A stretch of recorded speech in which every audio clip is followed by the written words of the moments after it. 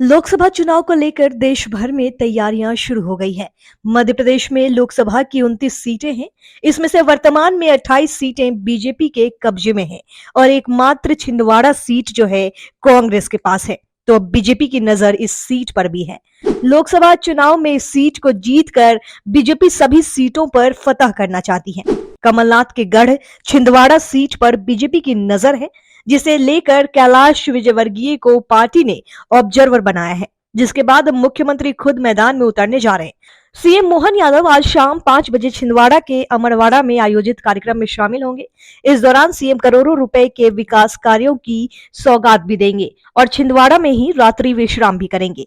इसी बीच एक बड़ी खबर सामने आ रही है। पूर्व सीएम कमलनाथ का भी बड़ा बयान सामने आया है। कमलनाथ ने कहा कि लोकसभा की छिंदवाड़ा सीट से नकुल नाथ ही कांग्रेस से चुनाव लड़ेंगे।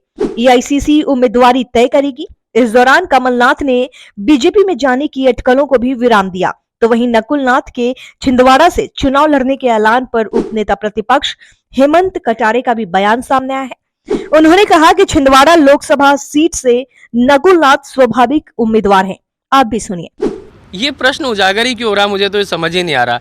मुझे ऐसा लग रहा है ये तो कहीं ना कहीं बीजेपी का या किसी का प्लांटेड प्रश्न है। ये प्रश्न ना कभी था और ना कभी भविष्य में है। चाहे नकुलनाथ जी, कमलनाथ जी, ये परिवार ऐसा है जो कांग्रेस को जिसके डीएनए में कांग्रेस है, मैं समझता हूँ, जो लोगों को प्रेरणा देता है कांग्रेस में जीने मरने की। तो ये तो कभी प्रश्न मैं समझता भी नहीं उसका उत्तर मुझे देना चाहिए। और ये नकुलनाथ जी का हो या कमलनाथ जी का, हम तो ये हमारे सब लोग सीनियर्स हैं, इनके आदेश का पालन करते हैं, इन लोगों के मार्गदर्शन में हम काम करते हैं और हम ही नहीं, पूरा केंद्रीय नेतृत्व भी।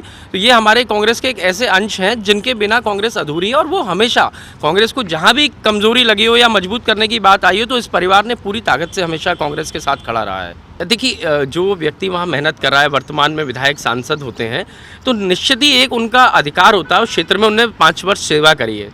घोषणा किसी ने नहीं करी। हमारी कांग्रेस की परंपरा है, जो हमारी कांग्रेस वर्किंग कमेटी है और जो इलेक्शन कमेटी है, जब तक वहाँ से कोई नाम फाइनल नहीं हो जाए तब तक कोई भी घोषणा नहीं है। छोटे से छोटा चुनाव पार्षद का हो या बड़े से बड़ा चुनाव सांसद का हो, यह बात कहना कि वो वहाँ से लड़ने के इच्छुक हैं या लड़ सकते हैं, ये सबका अधिकार है। और मैं समझता हूँ उसमें आपको गलत तरीके से आकलन नहीं करना चाहिए। और निश्चित ही छिंदवाड़ा से वो सबसे मजबूत प्रत्याशी हैं और बाकी केंद्रीय नेतृत्व का निर्णय रहेगा। आने वाले समय में वो सीट हम लोग निकाल करके लाएंगे।